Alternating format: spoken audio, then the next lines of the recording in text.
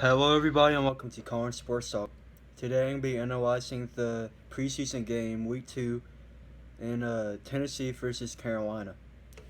So, Tennessee won, the Tennessee Titans won 34 to 27.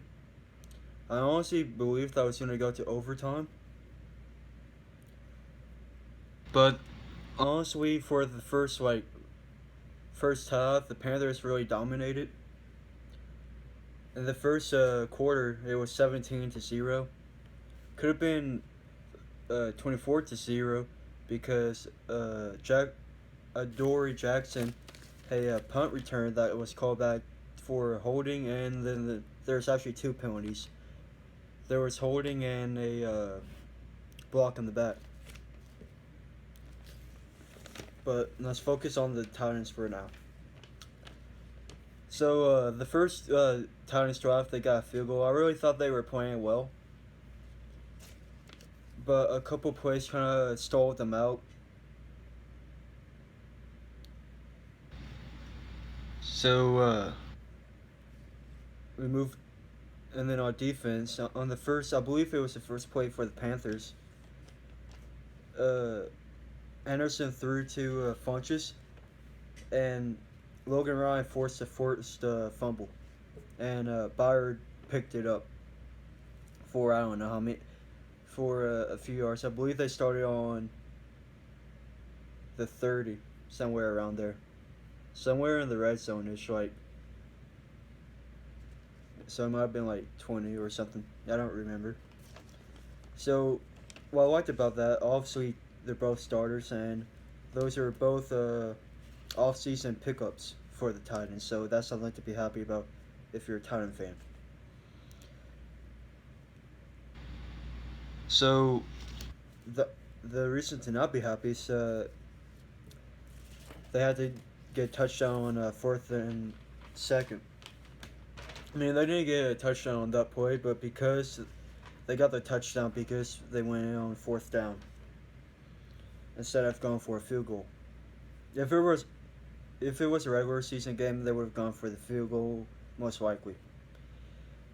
So on third and goal, Mariota threw a touchdown to Delaney Walker.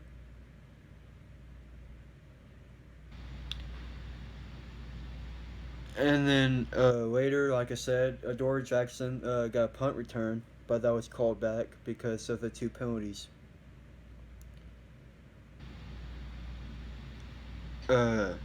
Then they eventually got a INT from, let's see who got the INT. I didn't write it down.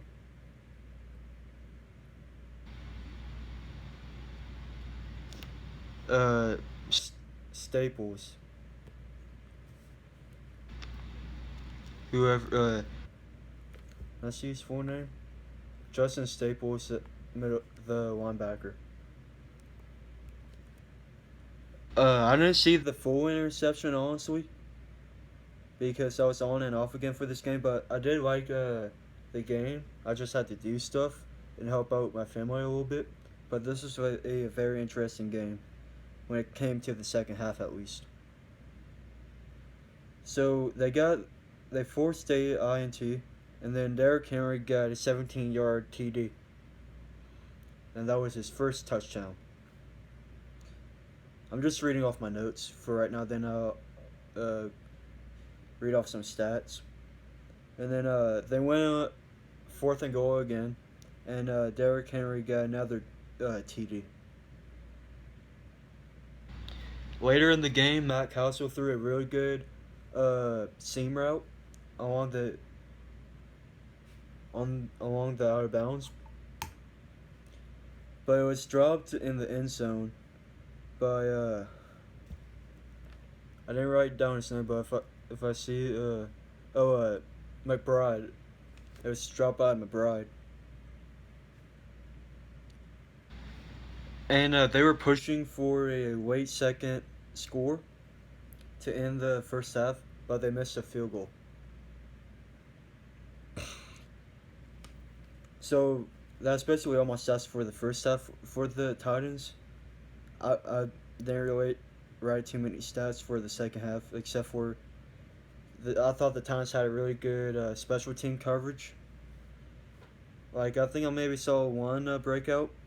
Like I believe that the Panthers made some stupid mistakes too. Like they took out the end zone when they really shouldn't have. Like I don't believe that they got past the 15-yard line very often. So they just showed how bad their special teams was in terms of the Panthers. But to seal the game, it was tied 27-27 with like 2 minutes left in the game. They get a sack fumble on the, I believe, the 6-yard line, something like that. And then they just ran it in on the first play. And I believe it was Fulian.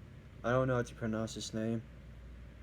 But people were saying that he's making a case to be the number 3 halfback. I mean, I agree. DeMarco Murray didn't play this game. So he made a real case of that because of the amount of carries. He had 10 carries and 76 yards and 1 touchdown. He had a really long rushing yard, or really long run. He had it was 53 yards. But let's look at the stats. So Matt Castle was 8 for 13 and 88 yards. I thought he played really well. I'm kind of surprised that he's a backup quarterback, to be honest with you, considering that there's plenty of quarterback needy teams right now. And then Marcus Mariota was 6 for 8 and 61 yards and 1 touchdown. By the stats, he played really good. I mean, anybody can see that, but he really took control of the game. And then Tanny was 7 for 12 and 85 yards. He played fairly well too. I mean, unfortunately for him, he probably won't be playing in the NFL. Moving on to the running back, I already talked about Fulian, but Derrick Henry, his stat line is kind of bad. 16 rushing attempts, 36 yards, and 2 touchdowns. The yards per carry isn't really too much based on him. Yeah, a lot of the time the offensive line played really well, but when it came for like outside runs, especially tosses or drags, not drags. I forgot the other one. But yeah, outside runs. They had a real problem blocking the defensive line. I mean, the Panthers have a really good defensive line, but still. So, I don't know. You can't really base Derrick Henry off of his stat line because he always got hit in the backfield. But I saw some nice plays out of him. For example, the flip off by Matt Castle, he made that guy miss. And then the 17-yard touchdown. And then on 4th and goal, the other touchdown, which came pretty easily for him, it appeared. And then McBride played fairly well. He had 4 receptions for 73 yards. And then Taywan Taylor, 3 receptions for 41 yards. He also played very well.